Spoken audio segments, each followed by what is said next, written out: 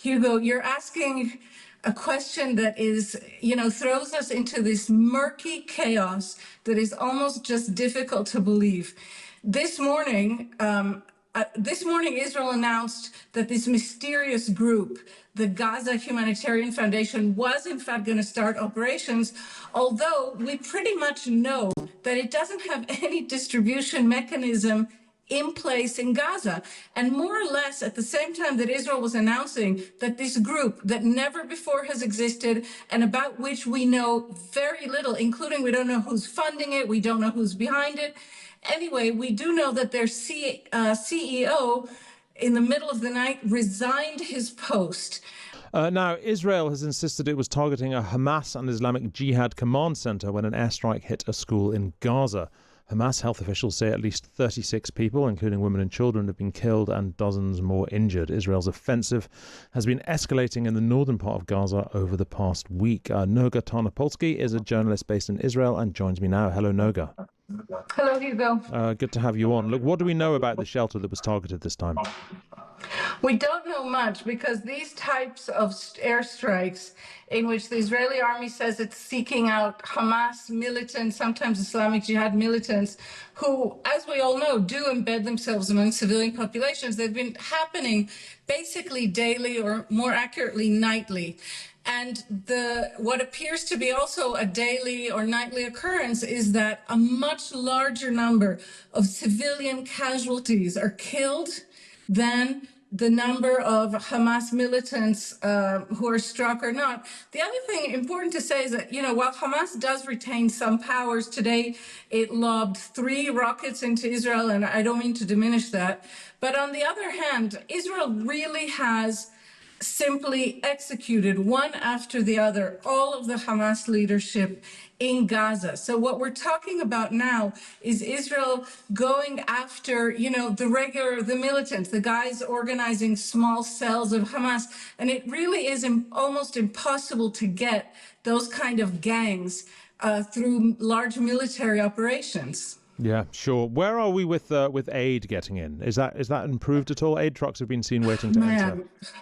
Hugo, you're asking a question that is, throws us into this murky chaos that is almost just difficult to believe.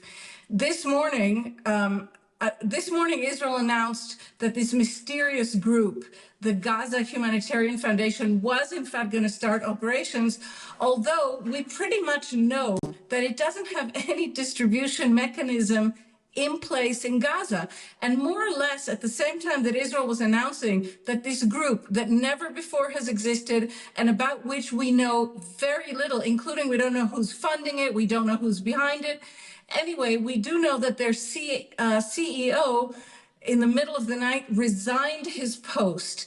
And he said that while he was proud of the work he had intended to do, he pointed a damning finger, saying that he did not believe he could do his work while maintaining the humanitarian and independent values that he was determined personally to maintain.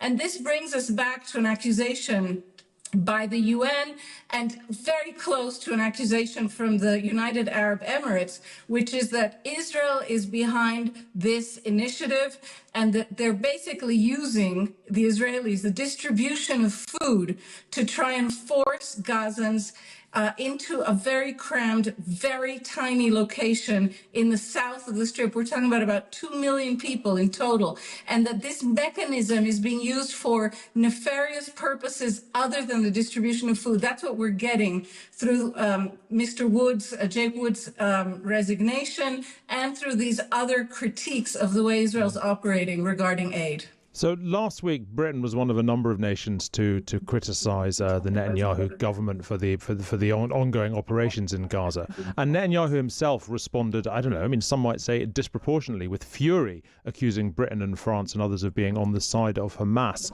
I wondered, it was a striking thing for him to do, because you could have understood him as responding with sadness or saying, no, you don't understand the situation or so on. But to attack back so hard. I wondered where Israeli public opinion is on this at the moment, and whether people think that Netanyahu might be sort of slightly losing his grip on the international situation. Well, A lot of people in Israel think Netanyahu's losing his grip not only on the international situation. He appears to be losing his grip domestically as well. I don't know if you've been following, but he illegally fired the head of the Shin Bet security agency not long ago. Then he attempted twice so far to illegally appoint someone to replace him. Israel has been thrown into a completely chaotic situation, and we're now seeing that reflected in the diplomatic arena. So I'm not in the prime minister's head, and I don't know how much of this is intentional, how much indicates that he's inhabiting some kind of parallel reality. As many observers here note, I would mention in particular Uri Mizgav, the columnist in Haaretz who follows Netanyahu very closely and has for decades, who say that in order to hold on to power while he is a very unpopular prime minister, and he has been since before the war, that Netanyahu has chosen not only to depend on extremist messianists to keep him in power in cabinet, but that he's trying intentionally or semi-intentionally to detach Israel from the rest of the world, to create for Israelis a kind of a bubble. And I have to say that to a certain extent, that has worked. I can mention to you a headline that really struck me this morning in Yediot Achronot. It's the widest distribution, tabloid in Israel. And they, in a column by their chief political correspondent, they describe the coverage. They particularly mentioned the BBC and the Guardian. They described the coverage in those media of the suffering in Gaza as, and I'm quoting, anti-Israel messaging, and then attack Netanyahu for failing to mount a proper propagandistic response. So Israelis, are living in a sort of alternate universe, very much created by Netanyahu, and things are beginning to pierce through that, especially 2 days ago, the reports of 9 children killed in Gaza in a single Israeli airstrike. So things are piercing through, and you see it in daily protests with thousands of Israelis on the streets. But none of this is piercing through to the Israeli government that seems determined to continue on its own path. Thank you very much indeed, Noga. Noga Tarnapolsky is a journalist in Israel. Good to speak to you there.